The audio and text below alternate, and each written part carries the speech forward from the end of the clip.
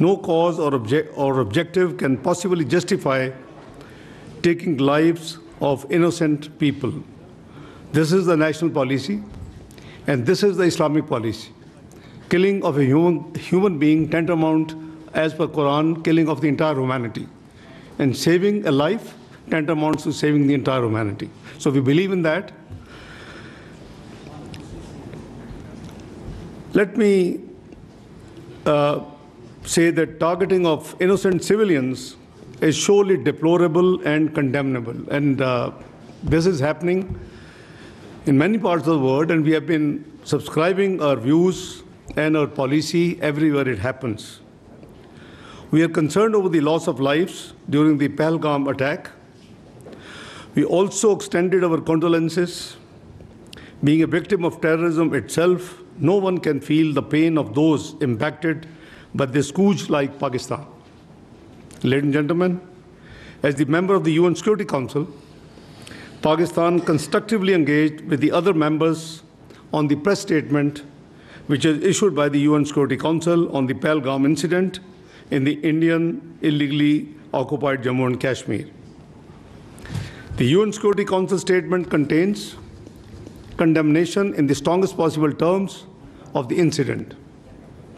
On the other hand, it is India that glorifies and even celebrates its assassination campaign and sponsoring of terrorism in Pakistan and other countries.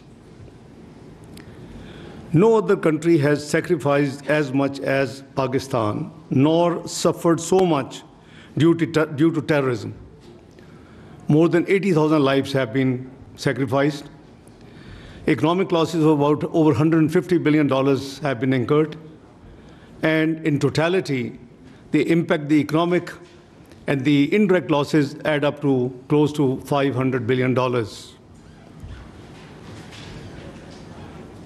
We have been working closely with the international community to address this common threat. Since 22nd of April, Foreign Office has been actively involved and in interacting with the international community. At least a dozen foreign ministers, deputy prime ministers, and the Prime Minister, I have been in touch and have discussed and explained the situation. And I'm sure, you being from the media must be already up to date, because MOFA as a policy, after each interaction with any dignitary, we make a very brief statement as to that interaction. The countless sacrifices made by our valiant law enforcement agencies as well as common citizens have helped address the threat of terrorism and contributed towards regional and international peace and stability. In fact, Pakistan has been a victim of terrorism that is planned, orchestrated, and sponsored by India. In this backdrop, it is preposterous to even suggest any kind of association of Pakistan with this incident. The hype that is created on each and every incident in India seems to be deliberate and choreographed. It is unfortunate that India continues to weaponize unsubstantiated accusations and allegations as part of its disinformation strategy for narrow political ends. This is not the first time that India has resorted to such tactics. They have done it before, and they have resorted again to the same what they did in Pulwama incident and earlier ones. In fact, this has now become a very familiar template aimed at diverting attention from India's inability to suppress the inalienable right of the Kashmiris to self-determination, its security failures in illegally Indian-occupied Jammu and Kashmir, as well as its decades-long state terrorism and oppression. To distract the international community's attention from the horrors of what's happening in the Indian illegally held Kashmir, India deliberately raises tensions with Pakistan. A durable solution for India lies in focusing on its internal problems instead of raising fingers on other countries. India has been deploying the allegations of terrorism to achieve a strategic objective for long. India has a history of using the excuse of terrorism for introducing draconian laws to suppress the innocent Kashmiris in the Indian illegally occupied Jammu and Kashmir and to defy the UN Security Council resolutions, bilateral agreements, and international law.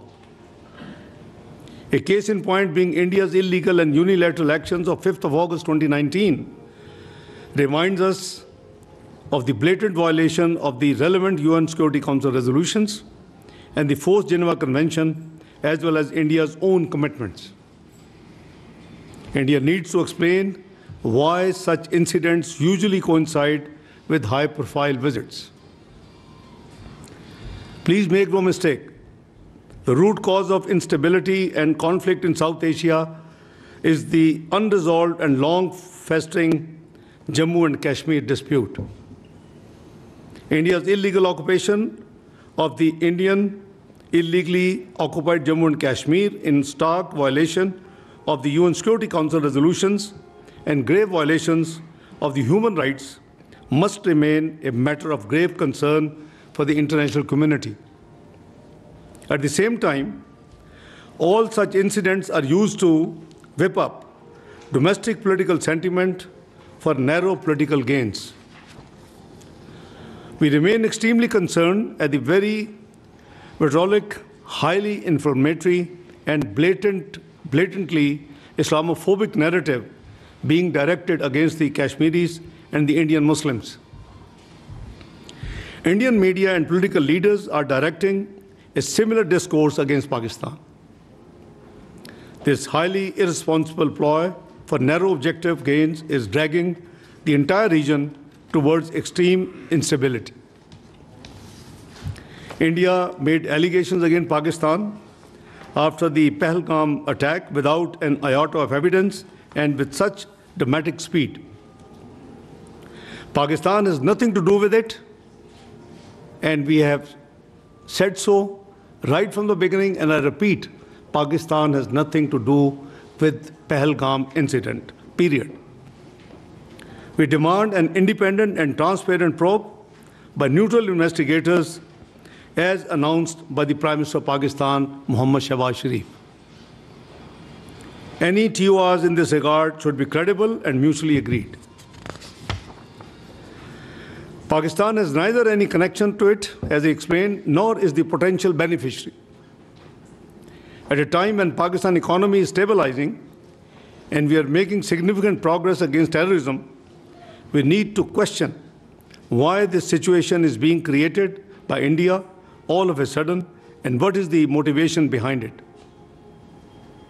The actions that India has announced after its Cabinet Committee on Security are illegal and highly irresponsible. Holding an abeyance of the Indus Water Treaty is unilateral and illegal. There are no such provisions in the treaty. It cannot be amended without consensus. It cannot be terminated without consensus.